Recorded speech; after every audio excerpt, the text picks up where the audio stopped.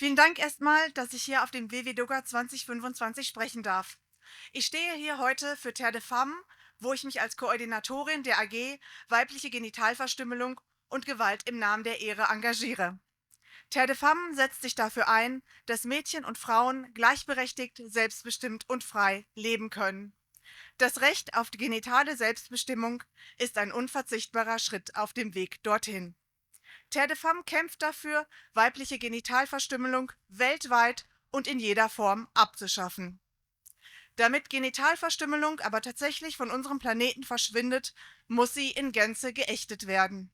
Ohne Ausnahmen, ohne Hintertürchen. Auch wenn unser Schwerpunkt als Frauenrechtsorganisation auf dem Kampf gegen die weibliche Genitalverstümmelung liegt, vertreten wir doch die Position, dass dieses Recht für genitale Selbstbestimmung für alle Menschen gelten muss. Insbesondere Kinder verdienen unseren Schutz, denn Kinder können sich nicht wehren und nicht für sich selbst sprechen.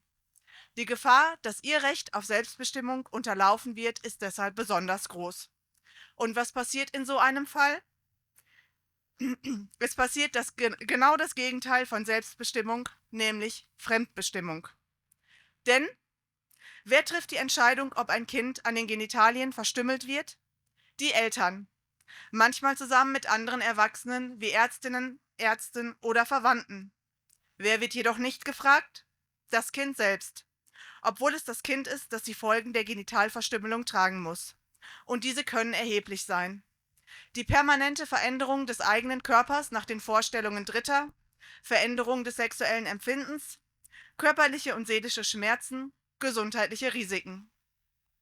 Es ist unter keinen Umständen akzeptabel, anderen Menschen diese Risiken zuzumuten. Diese Art der Fremdbestimmung lehnen wir entschieden ab. Wir fordern das Recht auf genitale Selbstbestimmung für alle Kinder und überall. Für Mädchen, Jungen und Kinder mit atypischen Geschlechtsmerkmalen. Wir fordern das Recht auf genitale Selbstbestimmung unabhängig davon, wo die Betroffenen herkommen, wo die Beschneidung durchgeführt wird oder wer sie durchführt. Und auch unabhängig davon, mit welcher Begründung. Ob wegen der Religion, wegen der Tradition oder ob wegen medizinischer Mythen. Wir fordern das Recht auf genitale Selbstbestimmung ohne Kompromisse. Ein Verstoß gegen die Selbstbestimmung ist und bleibt ein Akt der Fremdbestimmung, auch dann, wenn Schadensbegrenzung betrieben wird oder eine vermeintlich weniger invasive Form gewählt wird.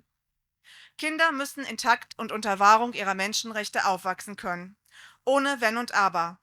Terre de Femme engagiert sich mit verschiedenen Aktionen und Projekten dafür, dass dieses Recht für alle Mädchen Wirklichkeit wird.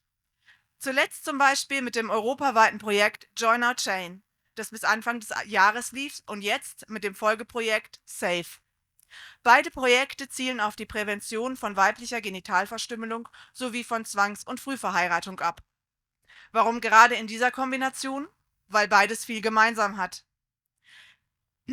Beide Formen der Gewalt betreffen ähnliche Gruppen von Mädchen, sie wurzeln beide in patriarchaler Gewalt und dienen beide der Kontrolle weiblicher Sexualität. Übrigens ist beides als Menschenrechtsverletzung anerkannt und in Deutschland eine Straftat. Kern der Projekte ist die Sensibilisierung von Fachpersonal wie Lehrern oder Lehrerinnen, Sozialarbeitern und Sozialarbeiterinnen.